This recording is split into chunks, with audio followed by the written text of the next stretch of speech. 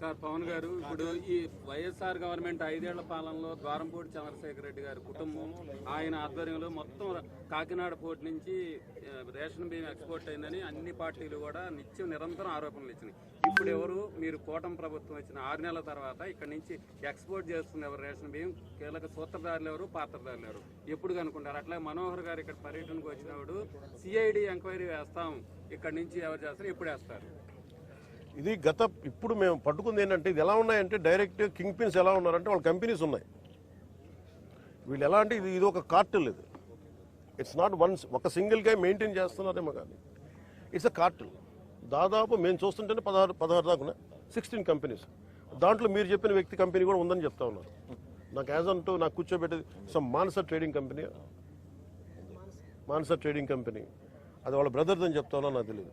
ఇది నా ఉద్దేశం ఏంటంటే ఇది ఒక వ్యక్తికి సంబంధించింది కాదు, ఒక వ్యక్తిని టార్గెట్ చేస్తుంది కాదు. ఇది ఎంటైర్ ఈ నెట్వర్కింగ్ని బ్రేక్ డౌన్ చేయాలి దీన్ని. అలాగే మేము ఇప్పుడు ఇది మీకు ఎందుకు ఉందంటే ఏదైనా ముందుకు వెళ్ళనివ్వట్ల. ఇక్కడ ఉన్న అధికార యంత్రాంగంలో కూడా కొంత ప్రక్షాళన జరగాలి. చాలా బలంగా గార్డు చేస్తాను, ఎవరో తెలియట్లేదు కానీ ఇంకా నేను ఇప్పుడు దాకా దీని మీద దృష్టి సారించలే. నా చేతి లేదు, మనోహర్ గారి చేతిలో.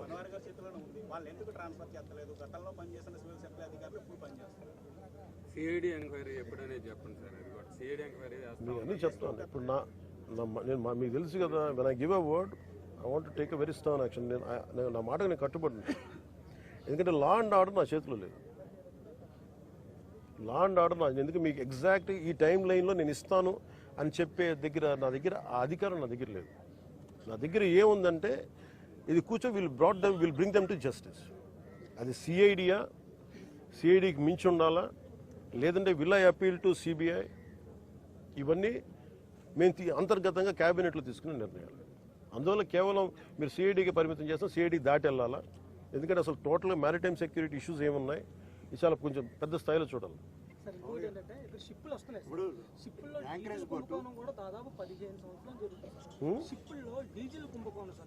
డీజిల్ అదే చెప్తున్నాను, అది మీకు ఫ్రీ ఫర్ ఆల్ అయిపోయింది చెప్తాను కదా.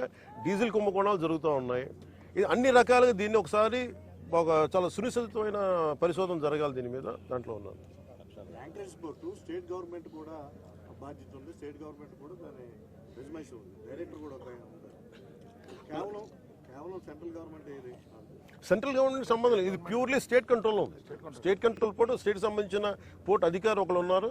నేను వాళ్ళు కూడా మేము మీకు అదే చెప్తున్నాను కదా.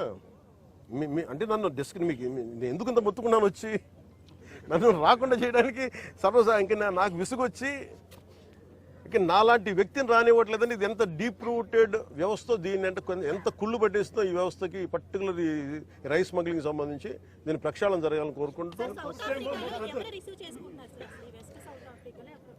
అక్కడ సౌత్ ఆఫ్రికాలో వాళ్ళది స్టేపుల్ డైట్ రైస్. అది వాళ్ళకి పాపం నిజంగా చెప్పాలంటే వాళ్ళకి సబ్స్టాండర్డ్ రైస్ పంపిస్తున్నారు. జనసేన గతంలో లబ్ధిదారులకు నేరుగా అకౌంట్లో వేస్తారని మీరు గతంలో నినాదం తీసుకున్నారు. అదేమన్నా ఇప్పుడు ఎందుకంటే ఈ రైస్ 90% కూడా తినట్లేదు సార్. డైరెక్ట్ ఇష్యూ నాకు ఇది బాగా తెలుసండి. ఇది తినని బియ్యం. ప్రాబ్లం ఏమవుతుందంటే ఎవరు తినని బియ్యం ఇది కేవలం ఇది నా ఉద్దేశంలో ఇది నేను కేంద్ర ప్రభుత్వం దృష్టికి తీసుకెళ్ళాలి. ఎట్లా ముఖ్యమంత్రి గారి దృష్టికి ఎలాగ తీసుకెళ్తాను, కానీ కేంద్ర ప్రభుత్వం దృష్టికి మీరు అంటే ఇది ఒక రూల్ అయిపోయింది. చెప్పండి సార్, ఆ రూల్ మీరు చెప్పండి. మనం ఇందా పొద్దున మాట్లాడుకుంది.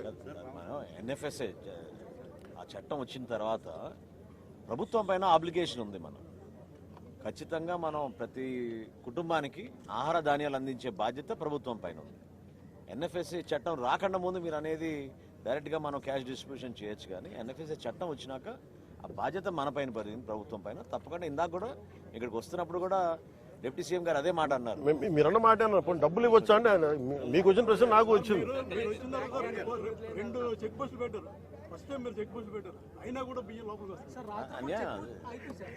నేను వెళ్ళి మీ అందరి ముందు మీ అందరి సమక్షంలో వెళ్తే నేను షిప్ లోకి వెళ్ళిన దీన్ని బట్టి హౌ డీప్ ఇట్ ఈస్.